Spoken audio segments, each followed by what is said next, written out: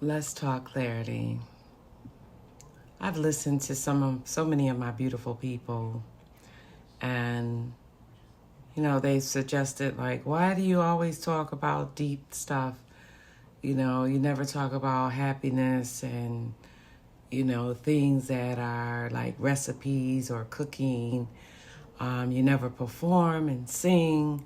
Why don't you do this and why you do? And I'm like, I may not have done all that, but I can, and I'm still, sorting it out, because in so much understanding, I don't take the back seat, with how the world is.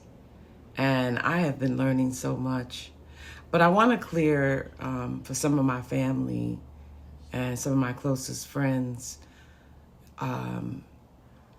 about a subject. And I want to do clarity. I want to give some clarity. I want to talk about the silent weight of bereavement. There's so many sisters and brothers that I was not able to be, there live, live with them, walking with them, holding hands while, transitions and ceremonies were going on, celebrating, someone, a loved one's, a closest life after they have transitioned. So sometime in that, you have to leave the mind, because it can take toll on everything, because we celebrate life, we celebrate people, each other's lives.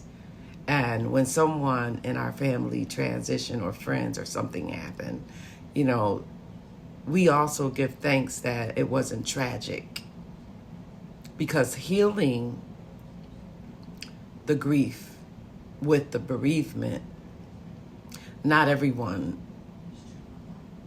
and I'm going to say that from my experience, is prepared, because we've all learned a lot about the pandemic, and even before then, just the experience, healing the grief. And for me, for some time, when you experience it, you want to try to understand it. So for all of those 2026, all this year have been holding out and dealing with bereavement, grief, loss of loved ones, condolences. And whether your loss happened yesterday or last year, 5 years ago, or even decades ago, my heart is with you.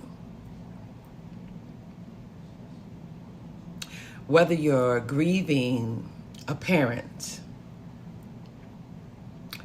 a child, a spouse, a sibling, and a friend or friends, a beloved pet, or even the life you thought you would have. This conversation is for you. Thank you for listening. Thank you for visiting my channel. Thank you for trusting in my clarity page. Because for these next few moments, welcome to Let's Talk Clarity. Today we're talking about something every human being will encounter, yet very much have been taught how to navigate.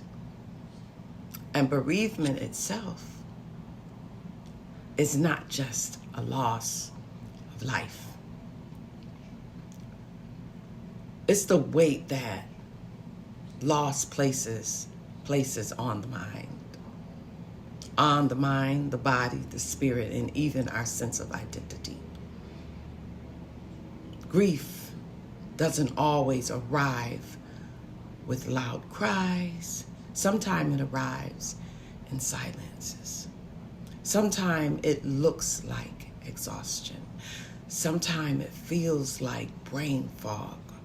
Sometimes it steals your appetite. Sometimes it steals your sleep.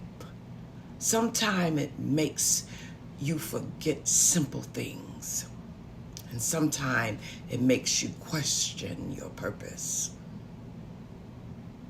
And without sound counseling, without compassion, from people without even healthy places to process what has happened, grief can quietly begin writing stories in our minds that simply aren't true. So we may begin believing we are alone, that we'll never smile again, that we should have done more, that somehow love failed. But love doesn't fail. Love is the very reason grief exists. If you have never loved, we would never grieve. And even recently, I find myself reflecting on the way children think about life, even when children ask about life and death. Children ask honest questions, don't they? Don't they? Questions adults often avoid. And those moments, they will remind you that every generation deserves a healthy conversation about loss. And not with one built on fear, but one built on wisdom, compassion, and truth. Because life moves in seasons. There is a season for beginnings, a season for growing, a season for celebrating,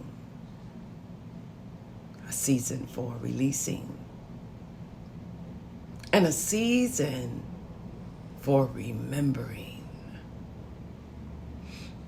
One of the hardest realities many people have faced in recent years